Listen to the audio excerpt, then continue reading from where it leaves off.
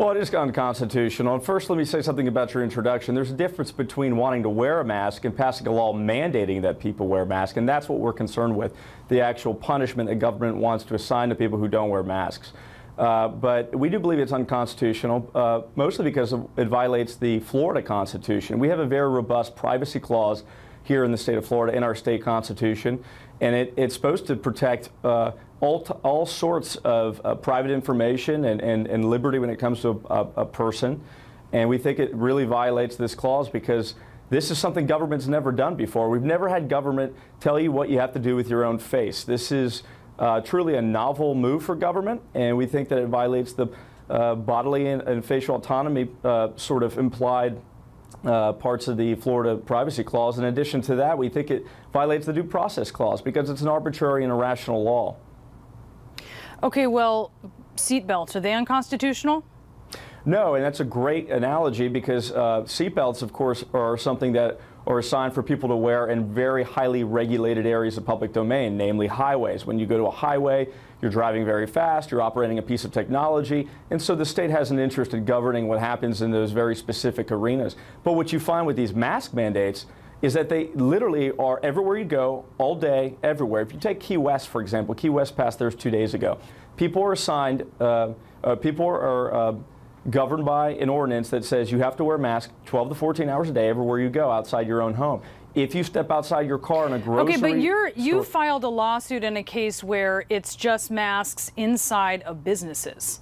Okay, and you're in a state where of 20 metro areas that are the hardest hit in the country, almost half of them are in your state. And how cars work, right, is that people go from place to place. You're very aware of that. Well, I can't fact check you on the metro part, but I do know outside of South Florida, most of my state is doing just fine. I live in the suburbs of Orlando. I'd like to put a map up, sir. I hope you can see it. Sure. This is a map of your state so that you can see. All right, you can't see it. Okay, so all along throughout Florida's entirety, I mean, all throughout Florida, these are the top metro areas in the country, and you guys have about half of them. So that just flies in the face of what you're saying. Well, Brianna, I think what you're doing is what a lot of folks in the media have done, which is harped exclusively on one metric, namely the cases. Cases, cases, cases. The media is almost exclusively focused on this one number versus the two most important numbers, obviously, hospitalizations and fatalities, where in most parts of the states flatlined or gone down, especially in mine. And so if we focus on the two more relevant metrics, Florida's doing just fine. Okay, we focus on case positivity, and we just did a report on the metrics that you cited. Perhaps you didn't hear it. But you've had actually in Leon County a circuit judge who said, and look, we checked, Representative, we checked with constitutional experts who said, and this is what the court judge said, and this is what the circuit judge said, and constitutional experts agree with this. The ordinance, because you lost in Leon County, the ordinance has a, quote, valid basis to protect public health because I mean, you talk about this being an extraordinary circumstance, but we are in an extraordinary circumstance. We're in a pandemic, and Florida's not doing just fine. No, they are. But on the judge issue, there's about 800 circuit court judges in the state of Florida. You think Florida's doing fine right now? Absolutely. I think the governor's response has been on point, and I think that the metrics that matter the most, we're doing very well. And if you're counting cases, you're going to scare people. But what they don't realize is cases are far less. 4,521. Total cases, 301,000. Last week in Florida, hospitalizations increasing, 19,334. 54 hospital ICUs have reached capacity in Florida. Another 40 hospitals show that ICUs are at 10% or less availability. Well, let me remind you, you say you're doing fine?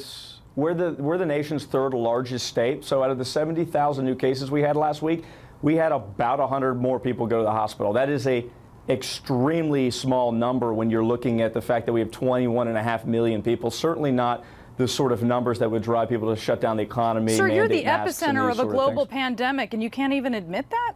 That's actually a false assessment entirely. I don't even know what you mean by epicenter. The whole world's dealing with this issue right now. There's going to be a lot of cases in places of high population. Florida has 21.5 million people. Cases are going up. Everybody knew they were going to go up. When you open an economy, cases go up. Does that mean higher risk? Absolutely not.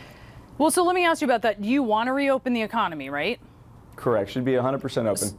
So then why not have masks? Because you have a lot of people who are following the science on this. They look at all of these studies that show that mask wearing saves lives, and they're more likely to participate in the economy. You totally have fine with Walmart, that. and today today Walmart, Sam's Club in Alabama, the Republican governor in Alabama, putting in place mask mandates. They disagree with you. They think that this is constitutional, and they think it's good business. What do you say to that? Well, the governor of Alabama has done a horrible job, and I think the voters are going to throw her out of office. But more importantly, when you look at the mandate versus a voluntary mask wearing a suggestion where government actually incentivizes and says, hey, listen, we'd like you to wear masks, here are free masks, et cetera. I'm okay with that. If government wants to incentivize and recommend masks, as they've done in many places, that's going to get a lot of compliance, period. But they don't. That's a big different. That's a very different role government's playing versus actually penalizing people with 60 days in jail. It's out of control. We don't need government putting people in jail in the middle of a big economic recession. It's terrible. Okay, well, move. to be clear, these are monetary fines that we're talking about. But do you wear a mask? In the case of DeLand, let me be specific about that. In the case of DeLand, it is a monetary fine. Some of the fines are quite high. St. Augustine, another one of my cases, $500 per occurrence. But a lot of the largest urban areas, including Orange County, Orlando, my backyard, it's actually a second-degree misdemeanor. That's out of control. But to answer your question on the masks, if I went to a hospital like the president did, or I went to a place that would be considered medically sensitive, do you wear one at the grocery store? Absolutely not. I maintain social distance, though. Okay, but you know, that a new study, a good study out of Japan shows that indoor transmission is almost 20 times higher than it is outdoors. So when you go into a grocery store and you're not wearing a mask, you're comfortable putting workers who work there and other patrons at risk by not wearing a mask? The studies that I've seen, the studies that have been most popular over the last 100 days of this crisis have said mask or social distancing. So if you're maintaining basic social distancing like I do, there's no reason to have an additional mask on top of that. Everyone should wear a cloth cover, according to the CDC, in public settings and when around people who don't live in your household, especially when other social distancing measures are difficult to maintain. It doesn't say just when they are not. This is the CDC. This is government guidance based on science. But then I'm just curious, why wouldn't you wear a mask in a grocery store? What is it about the mask that you don't like? Well, to be actually quite honest, I hardly ever go to the grocery store. I like to eat out, and I do that a lot more often, so I'm not in a position to be asked to wear a mask. Okay, well, you've talked about being in the grocery store. So you said you don't wear a mask in a grocery store. Why would you not wear a mask in a grocery store? What is it that is a problem with the mask for you? To repeat my point, if you're basically keeping a social distance from people, you're not getting too close, you're fine. You don't need to wear a mask on top of that. That's not true. Why is it? Do you find it uncomfortable? You've said it's annoying, right? Publicly, you've said it's annoying and it's hard to breathe.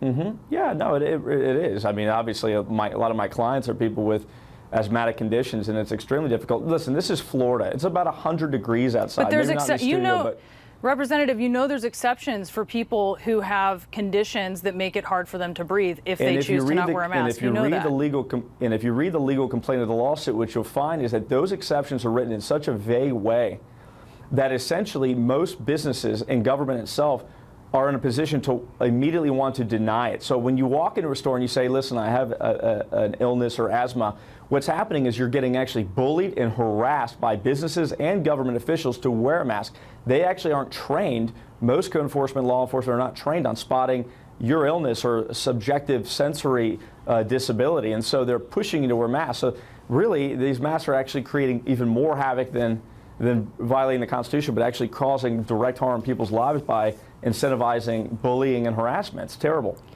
Do you know anyone who's died from COVID? I am aware of people who have. No one very close or on a first-name basis with me have died. Who are you aware of who has died? Because I'm a state representative, I hear about the names of the people in my community who died, and sometimes people do know them. And it's proven that masks save lives. Wouldn't you want to see their lives saved? I think the importance of masks, the there is some importance to masks. I think that the media is grossly exaggerated their effectiveness in certain circumstances, to the point where people literally think if they have a mask, they're not going to get COVID, when it's just a drop in the bucket in terms of precautions you can take. The media is repeating what public health experts are saying. I mean, just to be clear, you're not a doctor and you're not a public health expert, right? Well, don't forget that just 2 months ago, these public health experts. Well, let me say this. 2 months ago, these exact same public experts. You're not. I'll just answer it for you, but go on. Citing with authority said, do not wear masks. What do you say about that? What do I say that at the time they said they were protecting healthcare workers, and I say there's been a lot of discussion about that initial recommendation, as there should be, Representative, but that's not mutually exclusive with what you are saying here. Yeah, no, hey, listen, the CDC is going to recommend a whole lot of things. People should take those things with great interest, but they should not make those things something that if you don't listen to, you're going to be punished in the eyes of the government. You're actually going to be sent to jail, arrested, hit with civil fines. That's really what the lawsuits revolve around, the role of government.